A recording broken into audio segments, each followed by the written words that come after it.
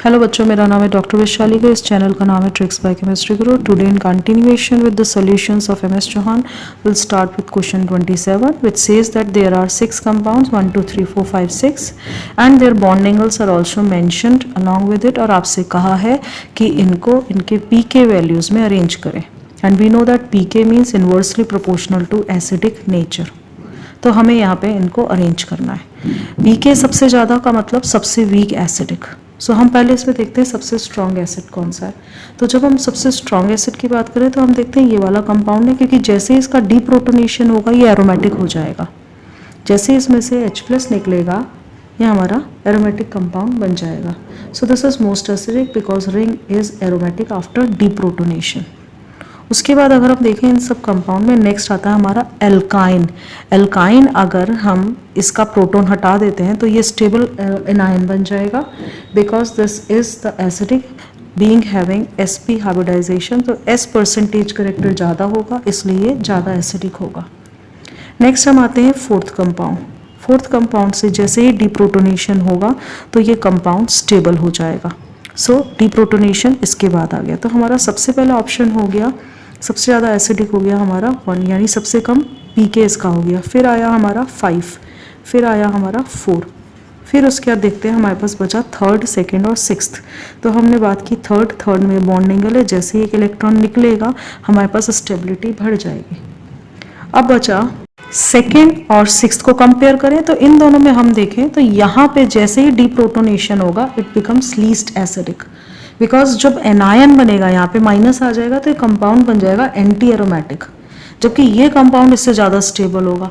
And दस हमारा जो ऑर्डर हो गया वो हमारा हो गया अप टू और लास्ट हो गया हमारा 6।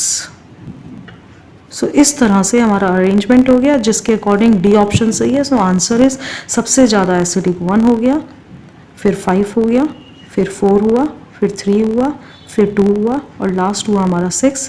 This is least acidic and this is the increasing order for their pK value. अब हम बात करेंगे question number 28। So question 28 says कि आपके पास एक रिएक्शन दी हुई है और उसके साथ कुछ स्टेटमेंट दिए हैं और आपसे बोला है कि कौन सा स्टेटमेंट सही है।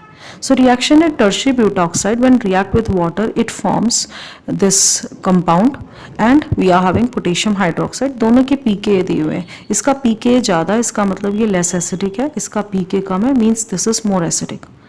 ठीक है, but at the same time जब हम KOH की बात करें this is more base, stronger base. ठीक है, अल्कली हो गया। क्वेश्चन क्या पूछा है? क्वेश्चन पूछा है कौन सा स्टेटमेंट करेक्ट है।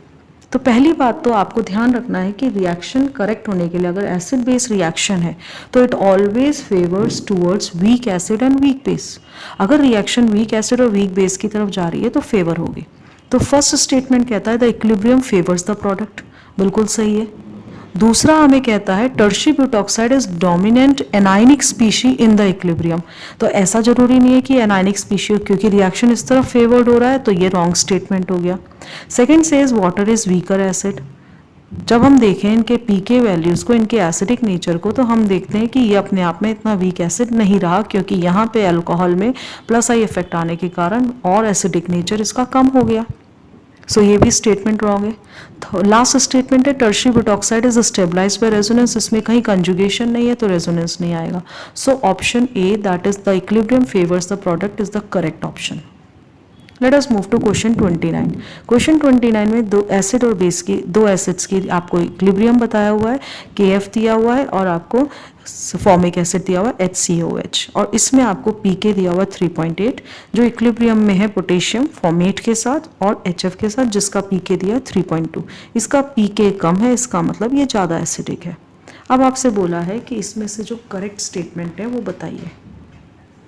सो करेक्ट स्टेटमेंट जब हम बोले तो इसमें स्टेटमेंट्स बहुत सारे दिए हुए। पहला दिया है formic acid is the strongest Brønsted acid in the reaction.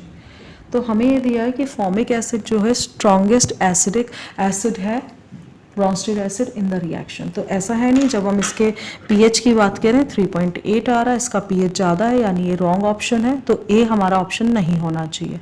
Second है हमारा HF is the strongest Brønsted acid in the reaction.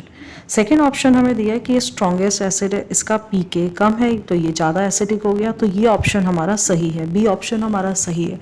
Late us move to C option, KF is the strongest Bronsted base in the reaction, this is also wrong, ये भी सही नहीं है। Then हमारे पास आया ये वाला जो प्रोडक्ट है KO2CH is the strongest Bronsted base in the reaction, बिल्कुल सही है क्योंकि वीकर एसिड से स्ट्रॉन्ग बेस बनता है। नेक्स्ट हमारा आया E option which says the equilibrium favours the reactant. हमेशा ध्यान रखेंगे इक्विलिब्रियम उस तरफ जाएगा जहां weak acid weak base reaction हो रही है, क्योंकि ये ब्रॉन्स्टेड पे बेस्ड है, सो ये ऑप्शन भी सही हो गया। ऑप्शन ई, स्टेटमेंट ई हो गया हमारा इक्विलिब्रियम फेवर्स द रिएक्टेंट। उसके बाद हम आते हैं ऑप्शन एफ पे, स्टेटमेंट एफ कहता है the equilibrium favours the product. तो जब हमारा बी ई सही है तो एफ हमारा गलत हो गया, क्योंकि ये रिएक्शन जो है वो फेवर्ड होगी towards weak acid and weak base, तो एफ हमारा रॉन्ग स्टेटमेंट हो गया। Then will move to G statement, formic acid has a weaker conjugate base. तो फॉर्मिक एसिड का वीकर कॉन्जुगेट बेस होगा, पीके से पता चल रहा है, ये रॉन्ग स्टेटमेंट है। एंड लास्ट हमारा है H statement which says HF has a weaker conjugate base. So HF हमारा स्ट्रॉन्ग एसिड है तो इसका कॉन्जुगेट बेस वीक है, इसलिए ये चारों ऑप्शन सही है और ये चारों आ रहे हैं हमारे ऑप्शन डी में, एंड दस this is the correct answer. Thank you.